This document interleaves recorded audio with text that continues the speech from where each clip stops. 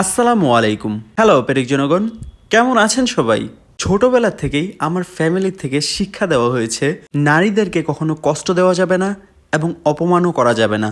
আমি সাধারণত ফেসবুকে ভিডিও দেখার খুব একটা টাইম পাই না, কিন্তু আজকে হঠাৎ করে একটা মহিলার ভিডিও চোখের সামনে পড়লো। তিনি বলতেছিলেন তিনি যখন নাকি অফ স্ক্রিনে থাকেন তখন বুরকা পরে হিজাব পরে থাকেন, আর যখন অন স্ক্রিনে থাকেন তখন সেজে গুজে ইভেন হিজাব ছাড়া আসেন। এবং তিনি নাকি ভাইরালও হয়েছিলেন বুরকা পরে হিজাব পরে বাইক চালানোর কারণে। এই কথা শোনার পরে আমার মনে হচ্ছিল এই নারীকে অপমান না করা হইলেও কিছু একটা অন্তত বলার দরকার, কারণ তিনি নারীদের এই পর্দা করার বিষয়টাকে মোটামুটি একটা মশকরা বানিয়ে ফেলেছেন।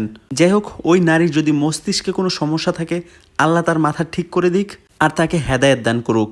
আজকের খাবারের মেনুতে আমার জন্য মূল আকর্ষণ ছিল তেলের পিঠা। এই পিঠাটিকে অনেকে অবশ্য ডুবা পিঠা বলেও ডাকেন। এই পিঠাটি বানানোর তরিকা খুবই সহজ, কিন্তু সবার কাছে পারফেক্টভাবে হয় না। আম্মু যখন এই পিঠাটি বানায় তখন আমি সাধারণত রান্নাঘরে থাকার চেষ্টা করি, আর যদি পিঠা কখনো খারাপ হয়ে যায় তখন সঙ্গে সঙ্গে আম্মু আমাকে রান্নাঘর থেকে বের করে দেয়। এই পিঠাগুলা খাওয়ার থেকে বানানো দেখতেই বেশি ভালো লাগে।